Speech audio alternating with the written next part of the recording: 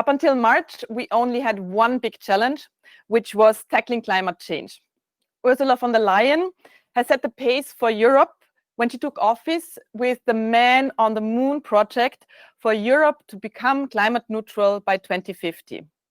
Now we have a second challenge as well, global recession and soaring unemployment due to COVID. Instead of tackling these two challenges parallel, we now have the once-in-a-lifetime opportunity to provide solutions for both of these challenges. There are leaders around the world who are already acknowledging this huge opportunity of a green recovery. But what can we do, and what must we do actually, that this is not just a lip service, but that we seize this chance and take bold decisions in order to transform the way we are doing business together and we are living together. I'm very happy and delighted to have the Executive Director of the International Energy Agency, Dr. Fatih Birol, here with us today. Welcome, Fatih Birol. I quoted you already once today, and I would like to quote you once again with the same quote because I like it very much. COVID-19 is a unique chance to supercharge global energy transition. I'm very curious, together with the whole audience, to hear a little bit further what you're thinking about that is. The floor is yours. Thank you very much, Fatih Birol. So thank you very much, and good morning to all the colleagues who are following this Solar Power Summit today. Now, you are right. You said we had one crisis until March, which is the climate crisis. We have two, but there's other crisis. Just as a footnote, I should mention, which is the not in Europe, but in the rest of the world when it comes to energy, access to electricity, especially in sub-Saharan Africa. I consider this as also a major issue where solar can, and I'm sure will play a very important role, just to put it in a context here. Now, what we have done is that we have looked at the impact of COVID on energy. So it is some people say big impact, devastating impact, but we work with numbers. What is the number? Number is very simple. We expect this year global energy demand will decline about 5% 2020. And just to understand how important it is, compared to the financial crisis in the year 2009, the decline in the financial crisis, this decline this year is 7 times higher than we had after the financial crisis. How serious it is, just to highlight it. And all the fuel sources have affected from it, all the sources of energy, oil, gas, coal, all of them. And renewables, as we have reported to the world sometime in May, renewables were really resilient. This is a good news. The only growth in the entire energy system came from renewables, and solar played a critical role, mainly as a result of the government support, but also as it has been the preferred option in many countries. Now, in Europe, talking about Europe, the first half of 2020, the share of solar PV reached about 6%, which is 30% higher than the same period last year. And we have seen in Europe, despite the financial crisis, there are still new solar PV parks being commissioned, which is a very good news. Now, you have mentioned the recovery packages. Some of the colleagues who are following us may well know that IEA was the very first in the world, by far, saying that clean energy should be at the heart of the global economic recovery. And we have been discussing this with many governments around the world, including the Commission, Mr. Timmermans, Mrs. Simpson, and all the colleagues there, but also with India, China, and the others, because we think this could create a very good solution to our problem of the economic crisis and climate crisis. We have, together with the IMF, we made a sustainable recovery plan for the next 3 years, 2021, 2022, 2023, working with IMF. What did we say? We know that and we should be fair to governments. We should be fair to governments. The main preoccupation of many governments around the world today is the health system. The second one is building a firewall around their economies. And of course, comes the climate change and clean energy transition. So knowing that, working with IMF, we have prepared a sustainable recovery plan, and we said, what kind of energy policies should be included in the recovery plans of the countries so that they can find a solution to economic growth, unemployment, but also help us to see a clean energy future. So we had 3 objectives when we chose the recommended policies: economic growth, job creation, and at the same time, clean energy transitions. And we have come up with our sustainable recovery plan, and it is I am happy to see that many governments around the world are in discussion with us, with our experts, to implement the plan we have prepared, of course, based on their domestic conditions. Now, in the beginning of this, my remarks, I said that solar was very important for all of us being resilient during these times. In fact, electricity was very important. We all understood in the confinement times how essential the electricity is for our lives, for hospitals. Without electricity, you cannot even imagine. The IT communication, these are all thanks to electricity, and solar played a very good role there. And therefore, if I may, today, I have 2 good news, at least we think as the International Energy Agency, 2 good news to share with the solar community. The first one is, as you know, Madam Chair, you came to our ministerial meetings and attended our ministerial meetings.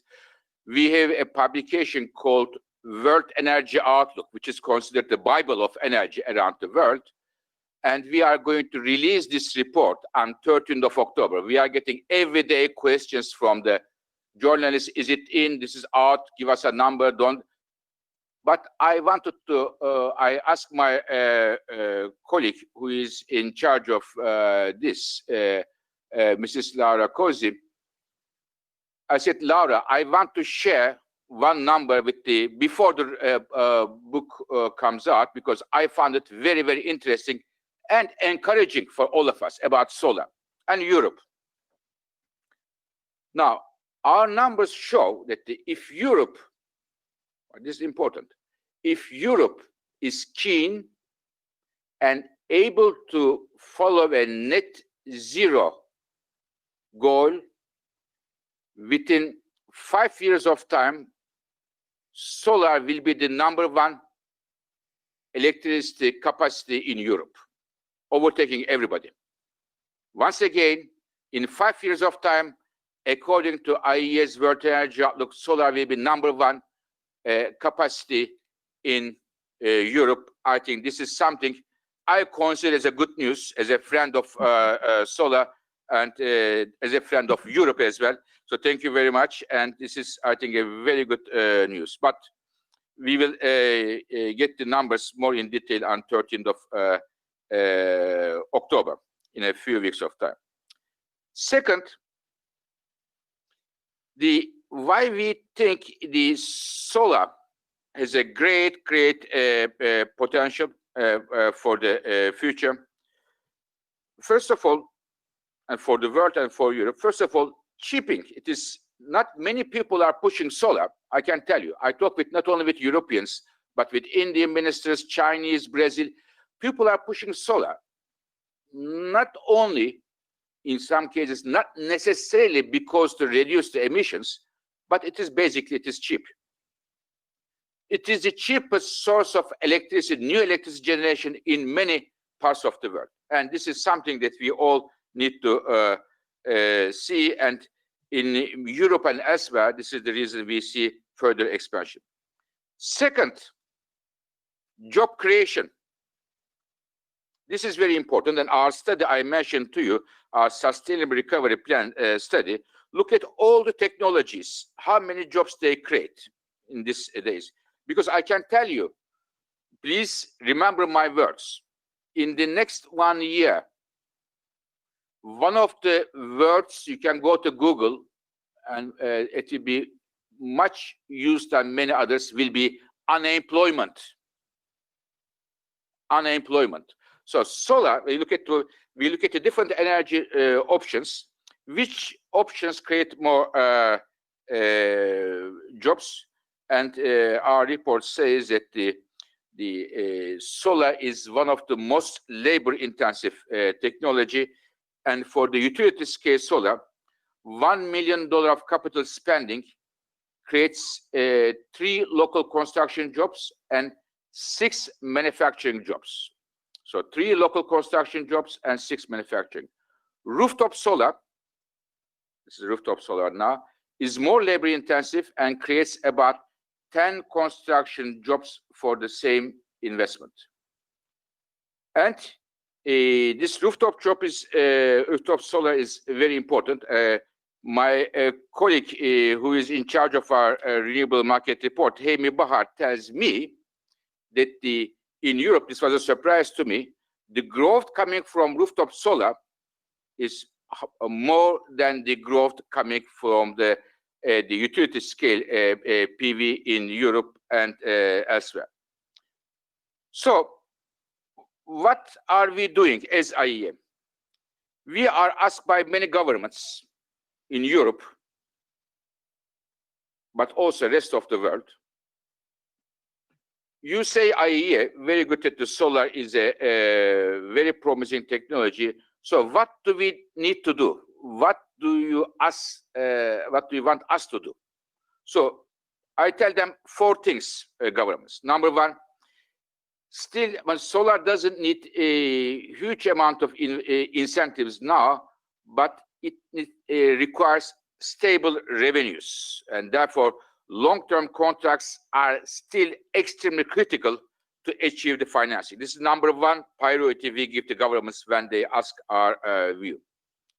Second, we also tell them solar, with all its advantages, is of course a variable source of energy. So to integrate them into power systems in a secure way requires policy attention by the governments. System integration of solar in the power system is the second thing. Third, again, Hami's favorite, this is the rooftop solar. I am coming back. Rooftop solar is critical for many countries to increase the capacity expansion. And here, governments need to pay attention to electricity tariff designs to make it easy, understandable, and in the real life, implementable.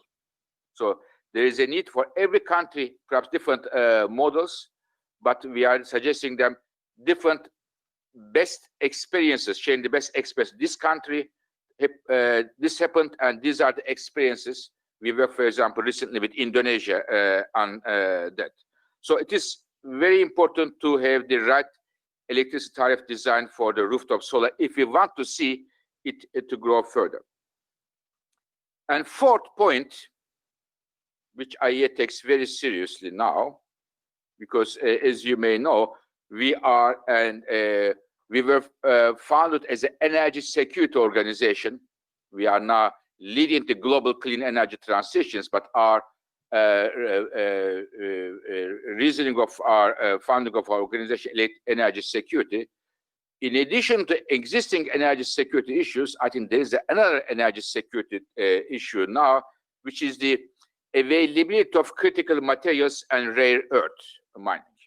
So for solar, this is very important, and IEA takes this issue very seriously, and you will hear from us the next steps IEA will take in terms of how the critical materials and rare earth will be an integral part of day-to-day work of the IEA, as we believe it is part of the energy security.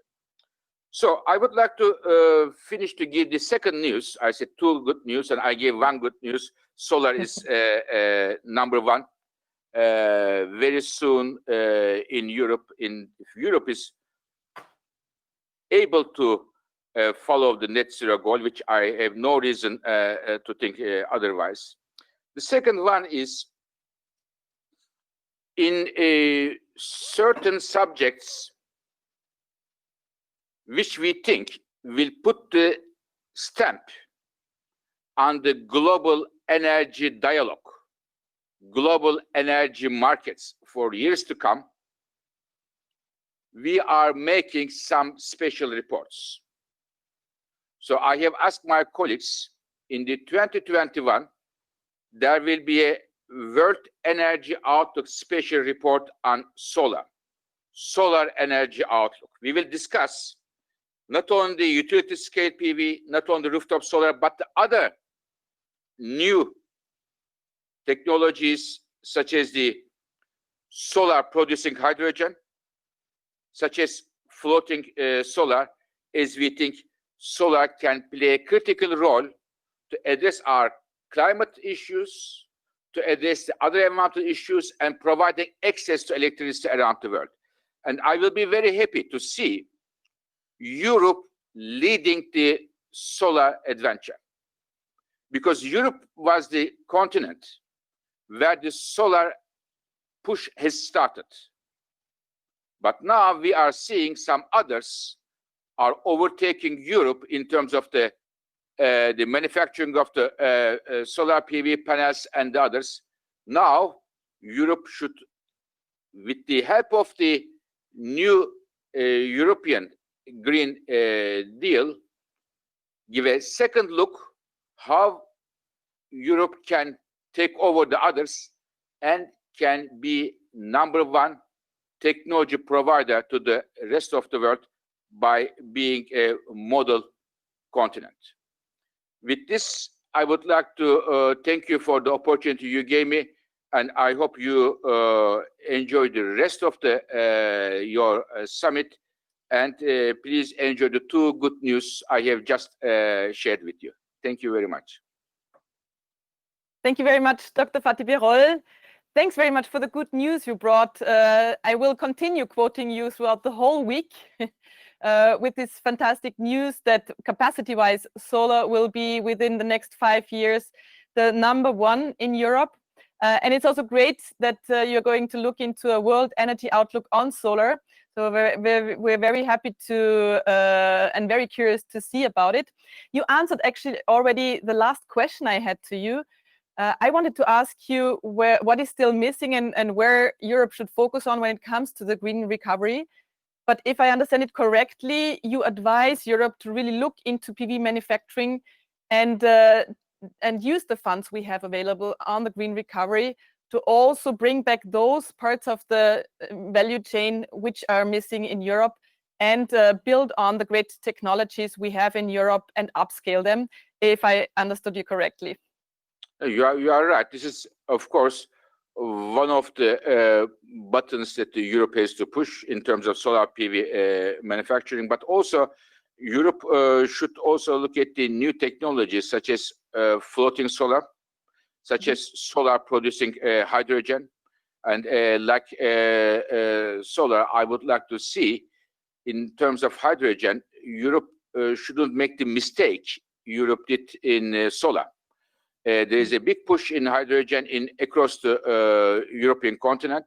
There is an advantageous position of Europe in terms of hydrogen by pushing the cost of electrolyzers down by manufacturing electrolyzers, Europe can also push the hydrogen, and solar producing hydrogen could be a very good option for Europe. Thanks very much again for your insights. Not just the good news, and thanks for the sneak preview. It must have been difficult to convince your team to reveal already now what will be in your... Always, not only in this, very difficult to convince my team, always. Okay, thanks very much for that. As always, a great delight to listen to you. Thanks very much for your contributions, Dr. Fatih Birol. Thank you. Bye-bye. A lot of food for thought for all of us, and elements I would like to discuss further with the distinguished panel, which I'm inviting now on the screen. And I'm just waiting, yes, that everyone is joining me.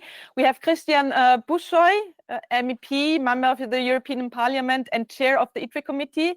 We have Rana Adib, who is the Secretary General of REN21. And we have Minister Žygimantas Vaičiūnas from Lithuania, the energy minister. Happy to have you all here, and happy to discuss further with you and the different elements we've just been hearing from Fatih Birol. To start with, the national recovery and resilience plans will be a major pillar for the European green recovery, as we also just discussed with Fatih Birol. The huge sum of more than 670 billion euros will be supporting member states in order to recover, in order to create jobs, and in order to overcome this current crisis. Minister Vaičiūnas, the first question is going to you. What is Lithuania planning? I would be very curious to see what concretely you are planning to do with the money which is now made available, and whether you already can share with us some best practices you're developing, which other member states could also employ to get on track and to use the recovery money in a good way. Thank you. Thank you for your questions. This is really a timely questions, and this is really a timely event to see what are the challenges and how we can use the solar power as a resilience instrument for Europe and for growth of our economies. So, of course, today I'm speaking on behalf of from the government perspective, but I think this is very important to look from the consumer perspective. And here, of course, the key question is like this: that as we heard, Dr. Fatih Birol was saying that renewables should be in the heart of economic recovery.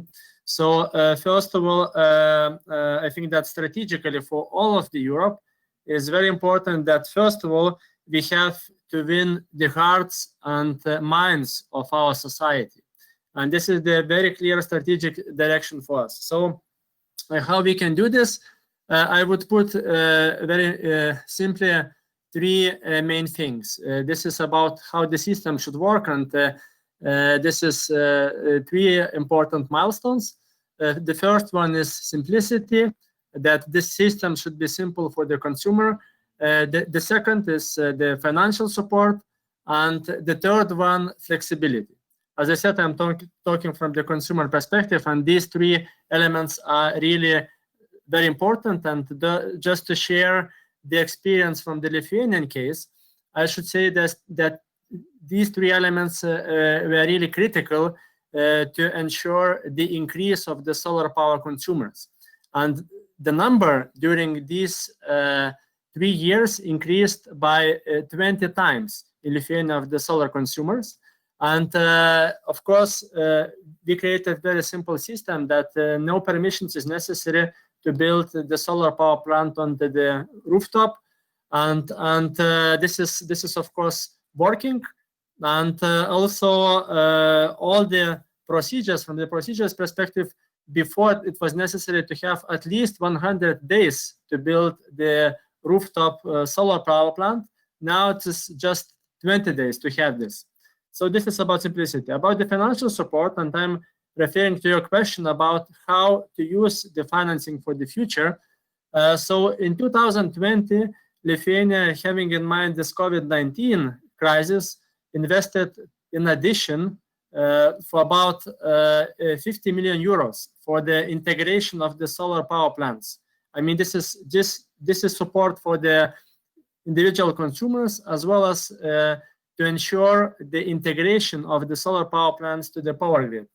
And it means that in total in 2020 we invested 4 times than previously expected. So this is very practical instrument, and this is my advice also for the other member states, that we cannot wait. We have to push the financing here to place very clear message, not only for our consumers but also for the industry. And looking for the future perspective for 2021, all the European Resilience and Recovery Fund, which is planned in the Lithuanian case, from 600 million, about half will be dedicated to the energy sector.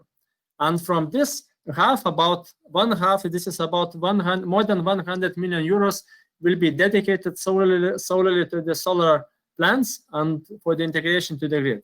So that's very important message, and I think that all the member states have to pass the message now about the budgets of 2021.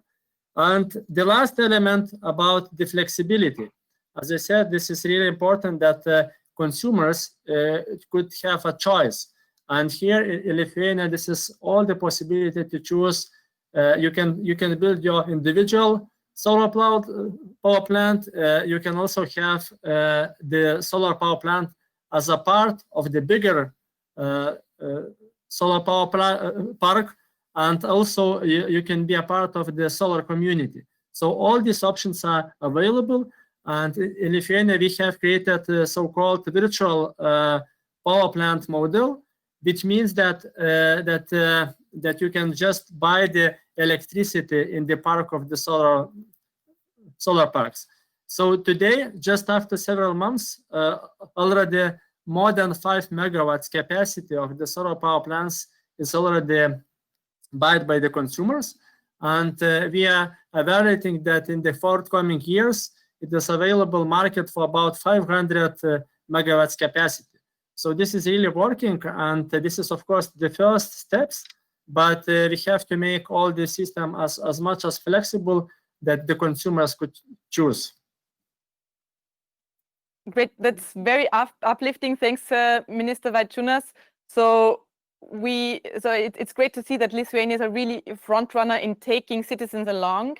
But I take also that other member states need to go faster when it comes to investing, and in order to better integrate or better have citizens enjoying renewables, we need to do something on permitting, which you have done in a very impressive way. Now turning to you, Mr. Busoy, we heard that it's very important to take the citizens along. When it comes to taking citizens along, a European recovery plan also needs to be a fair plan. Do you think that the plans which are on the table now are fair plans? Is enough money invested also in just transition? Hello, and thank you very much for the invitation. We are very much committed in order to promote also fairness. Of course, what we should need to make sure with the policymakers is to make sure that the green recovery will be fair for all the citizens, and we need to work towards delivering. We can achieve this by taking into account some principles, and of course when we talk about the green recovery and the Green Deal objectives, the energy sector is the most important sector where the changes will be. That's why we believe in the European Parliament and in the ITRE committee, the committee that I'm chairing, Industry, Research and Energy, that the transformation of our energy sector and the transition toward green and digital need to be balanced and need to be feasible for all our regions. That's why we very much insisted on the Just Transition Fund. It was proposed some years ago by the former president of ITRE committee, by Mr. Buzek, and we fought a lot in order to have this instrument in order to give opportunities and chances to those regions which are now heavily depending on the coal, or which should make important changes, to have at their disposal European money in order to make this transition. Also, on the industrial sectors, we should take into account the fact that no regions should be left behind. No sector of industry should be further affected, especially given to the COVID-19 economic effects. We should pursue our goal. We should go to the Green Deal objectives. This is the way. We should use the next generation funds in order to invest in clean technologies, and of course solar, but not only solar, wind, hydrogen are the answers for tomorrow's energy system. But in the same time, we should take into account not to lose jobs, and also not to increase the price of electricity, to keep it affordable. And of course, beside this, we should take into account our global competitiveness, because even that some other global players will move in the same direction, but with a lower speed, what we are doing in EU should be feasible also in order to assure our global competitiveness. Finally, in order to secure our citizens' access to affordable green energy while ensuring the security of a less dependent supply, we need to accelerate the transition towards a more integrated and decarbonized energy system in EU. Of course, we need to build partnerships with the industry, also with companies, because they have the practical expertise, they know the situation, they know what is feasible or not. Of course, the decision should be the policymakers' decision, but not without listening carefully and taking into account the needs of our industries, because we should not forget the fact that in the end, the industries are those which are providing jobs, which are providing taxes, and which are the most affected and knows well what is feasible and what is not feasible. But the political will is to continue with the Green Deal, to invest in clean technologies, to go in this direction, and also with international diplomacy to convince other global players to go in the same direction as us. Thank you. Thank you very much. Maybe to just stay a little bit on this last point you mentioned, because indeed, I mean, competitiveness is very important. But do you see also a special responsibility of companies in Europe to lead the way, and of industry being the enabler of a green recovery? Yes, of course. And without this, we cannot achieve. But even before having so strong political will, and even before European Commission coming with a concrete plan for Green Deal, I had a lot of discussions with the industry, and they acknowledged, they knew that the way of doing things should change.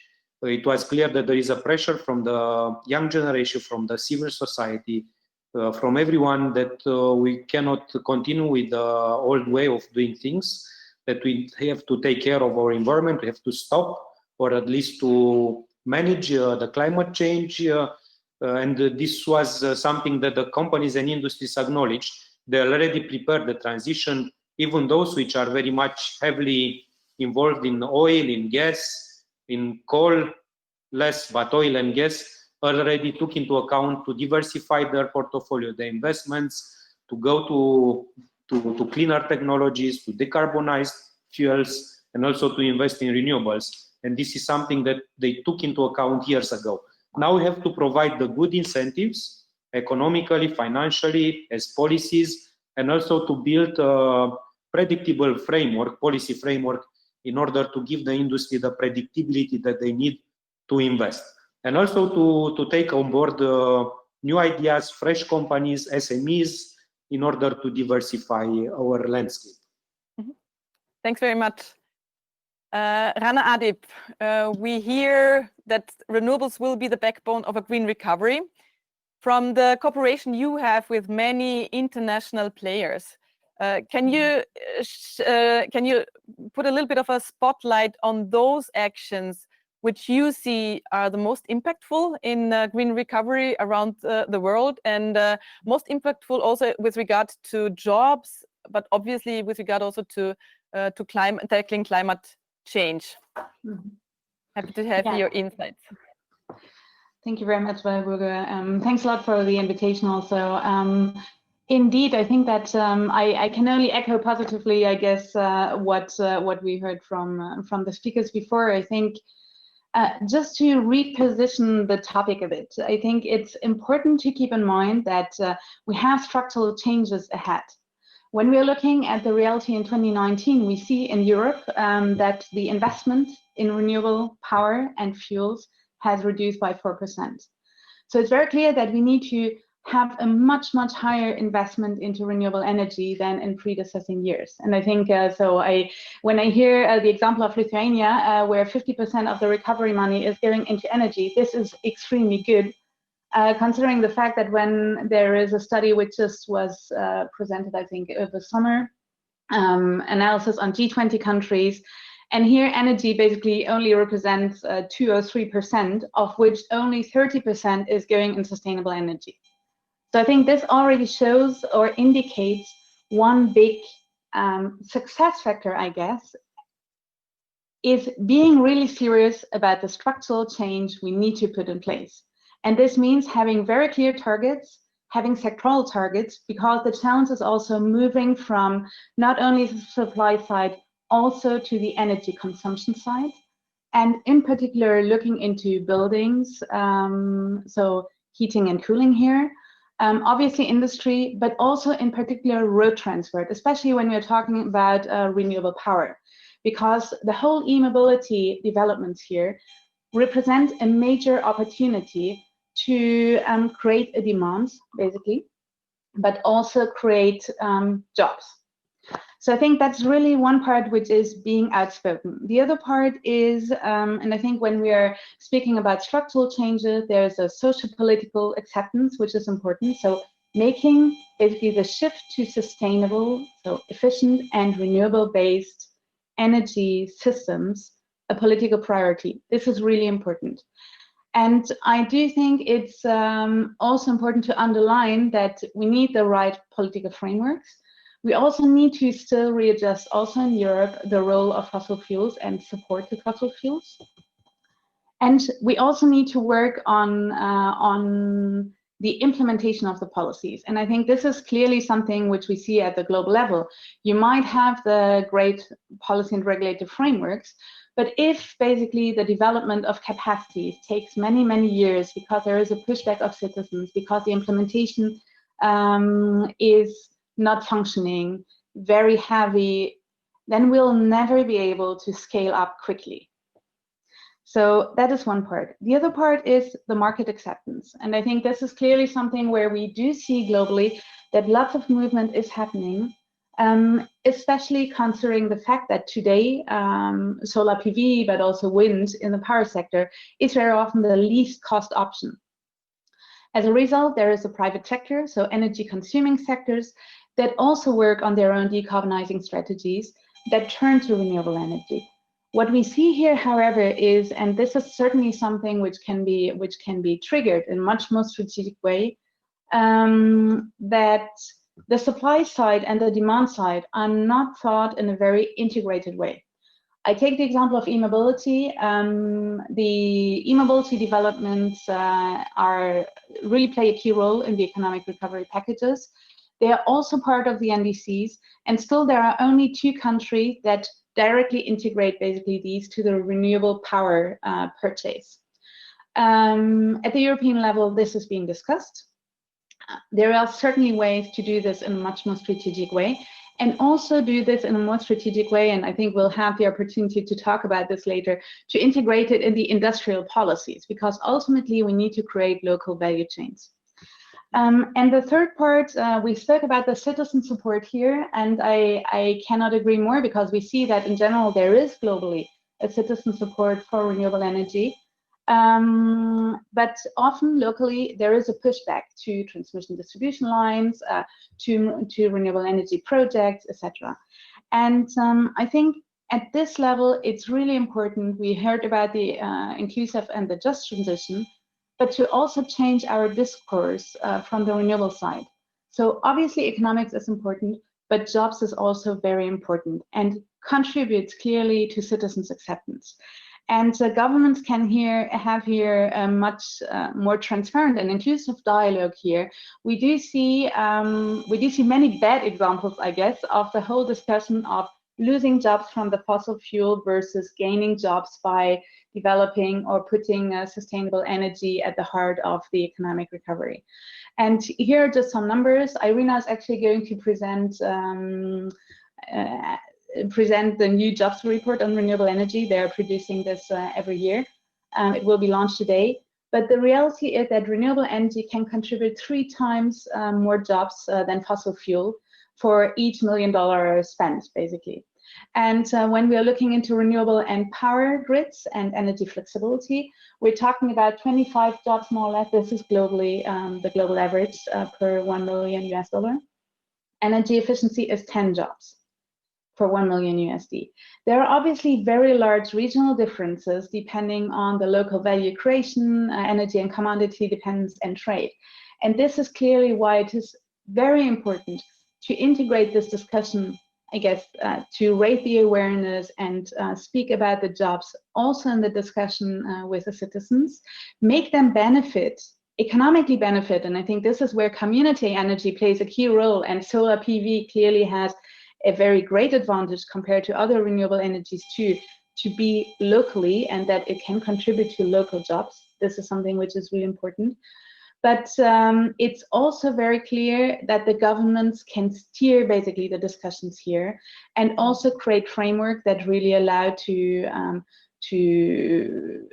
raise the awareness, but also make the citizens see the benefits. And I think this is clearly something where the narratives, I feel, can globally still evolve and be improved quite a bit. Thanks very much, Rana. You touched upon a very important topic, jobs. We already heard from Dr. Birol that solar is the most job-intensive energy technology. You mentioned it once again with very impressive job figures. That's very much local jobs when it comes to the deployment of solar, but there's also a huge opportunity for Europe to have jobs in manufacturing. And that's a second element I would like to touch upon with all of you. So solar is the most versatile technology and also the most cost efficient. Can we afford actually that Europe is missing parts of the industrial value chain when we talk about jobs, but when we also talk about European technologies which can be put on the ground, scaled up here in Europe, and provide the growth we want to see also after COVID. So I would like to turn to you, Minister Vaičiūnas, first, because I know that Lithuania still have a very vivid industry, solar industry. Could you explore a little bit more? Are you also planning to spend recovery money to further support PV manufacturing in Lithuania? What's your plans?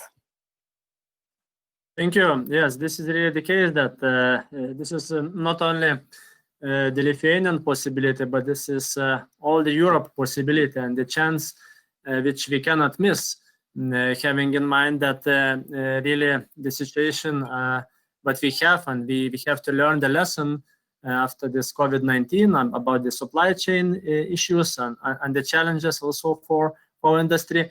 So in Lithuania, yes, we have one of the manufacturing production company which is producing cells, not only solar panels but also the cells, and highly investing to the research, because this is also the way how Europe should move forward.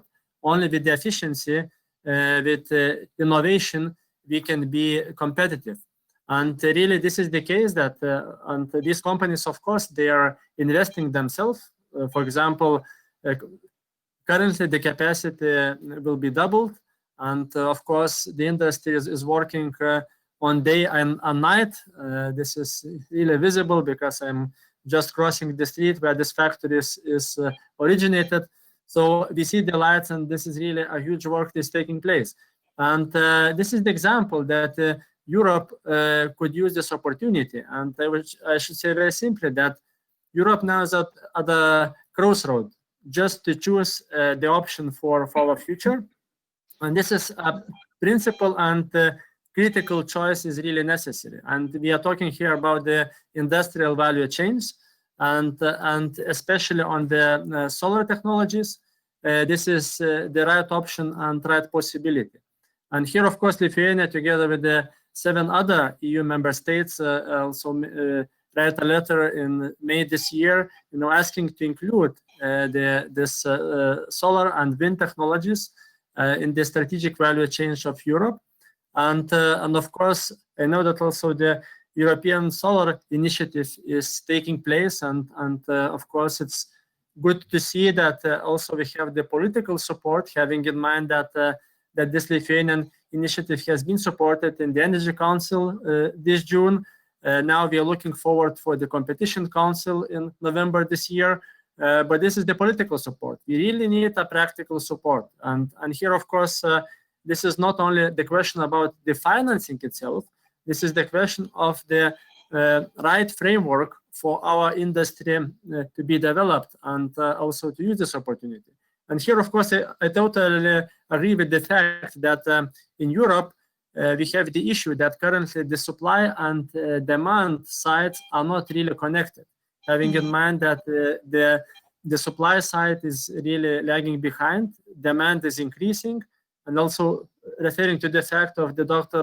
Fatih Birol saying that after the 5 years, the solar will be #1 in Europe.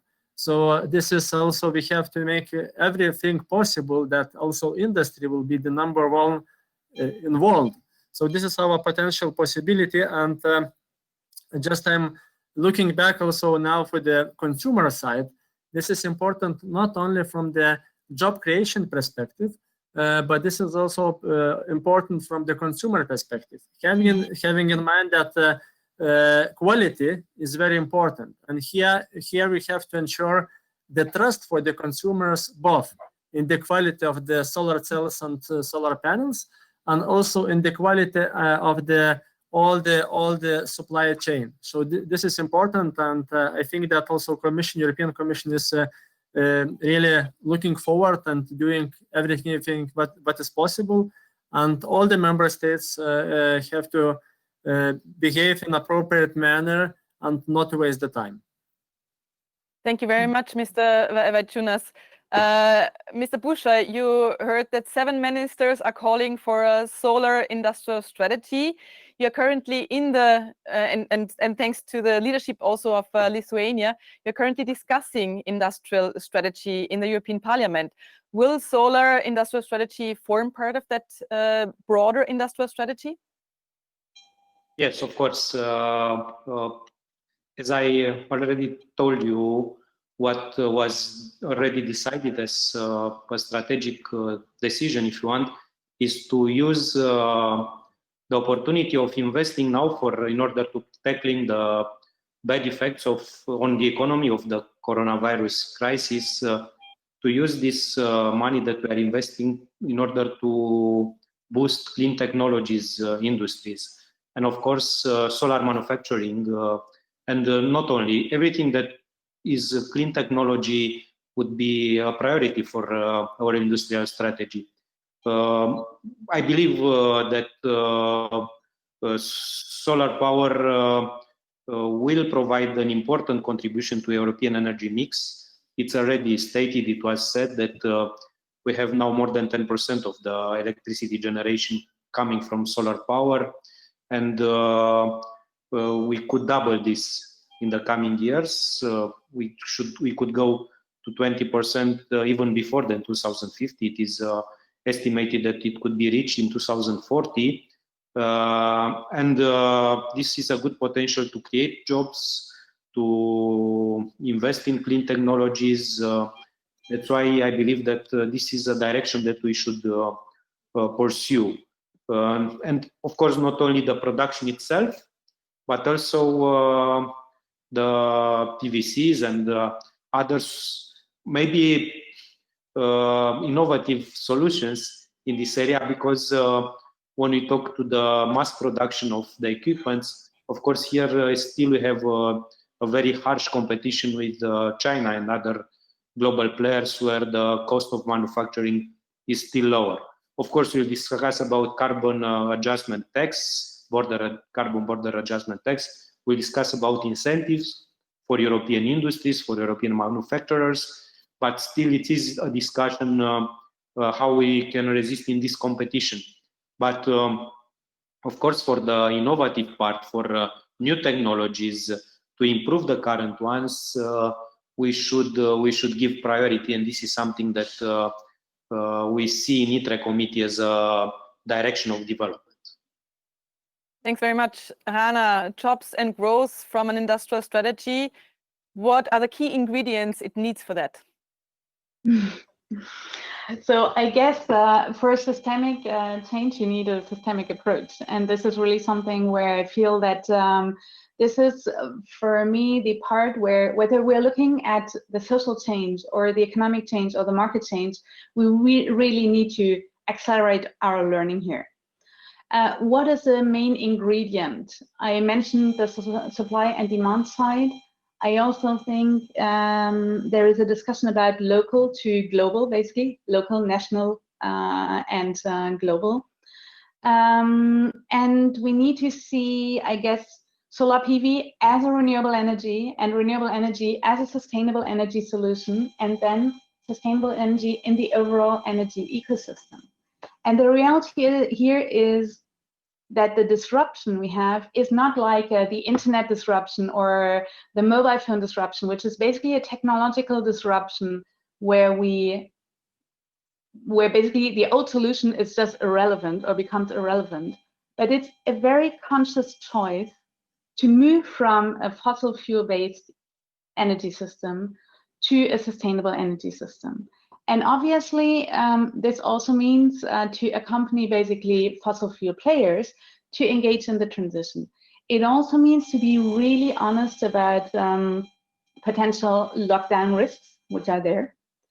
And with regard to this, I think governments, whether it is at the local or at the national level, actually, have a key role to play in really showing leadership in what direction we are going, having very clear pathways, integrating them not only in the policy and regulatory framework, but also clear sectoral and cross-sectoral planning. So when we're talking about value chains, for instance, yes, there is a solar PV value chain, but there is also other renewable energy technology value chains. And there is, for instance, I take again the example of e-mobility, because in Europe, clearly, we do have a very strong automotive industry. Today, they cannot engage basically in the whole e-mobility part with a lot of push, because technically they are not able to produce all the electric vehicles which would need to be there. So there is also the need to analyze what capacities do we have and what capacities do we strategically need to build up to be able to deliver the masses of capacities, transmission distribution lines, and consumer technology, so at the electric mobility or heat pumps or whatever, to reach this overall systemic change. Governments also have a role here because they can use the public procurement to create markets where there are not yet private-based markets, I guess.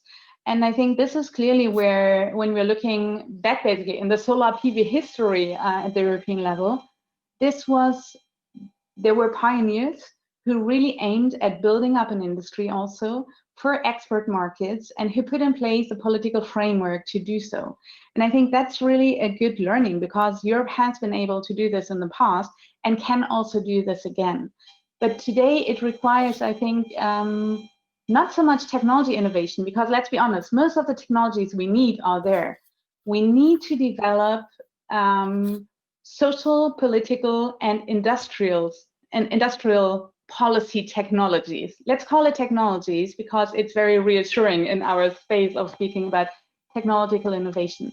But here we really need to have other players also around the table and other approaches. So I do think you need social scientists. You need to have basically not only discussions about the energy policies, but also about the end-use sectors policies. There needs to be, and I think in Europe there is really a good starting point, national and the subnational dialogue, because cities have a key role to play, in particular in the heating, cooling, so in the building sector and in the road transport.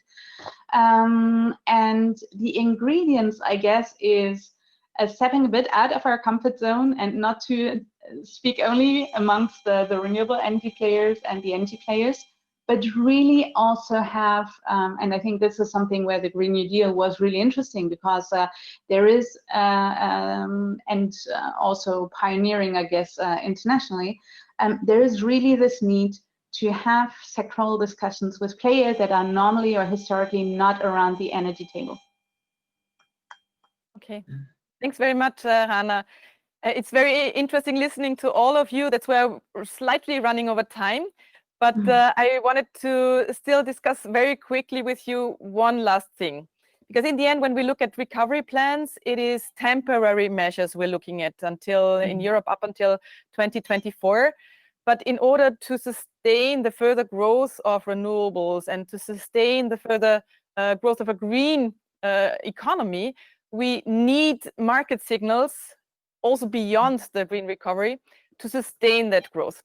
And as we're running late, I would like to ask the three of you to share with us in one sentence, basically, what from your perspective, the most important market signal will be in order to get us to a decarbonized European economy by 2050 and to spur the growth of renewables as the backbone of this decarbonization path.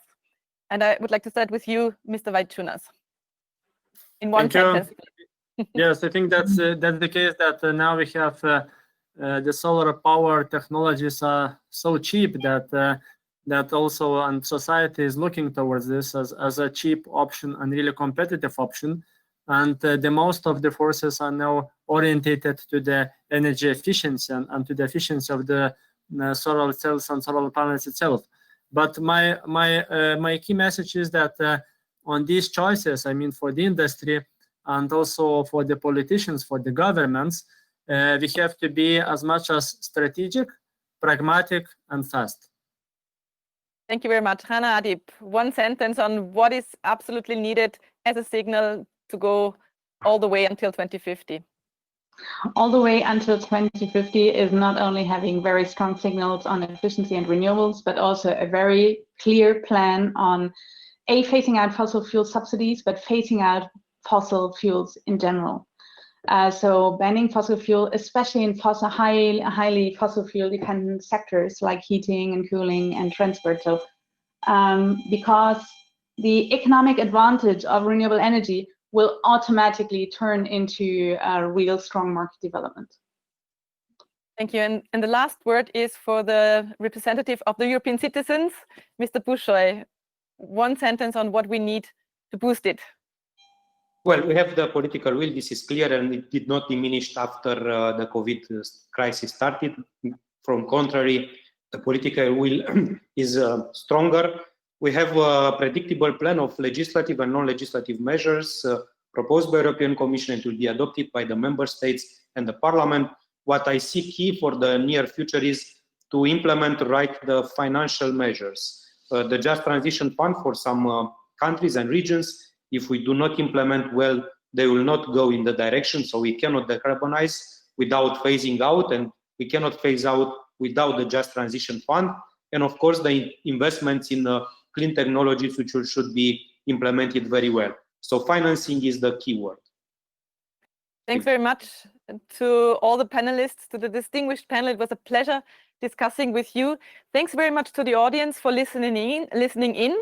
We will continue our program at 12 o'clock when we will discuss with another distinguished panel how we can get to a 100% renewable system and what are the blocks it needs in order to get there.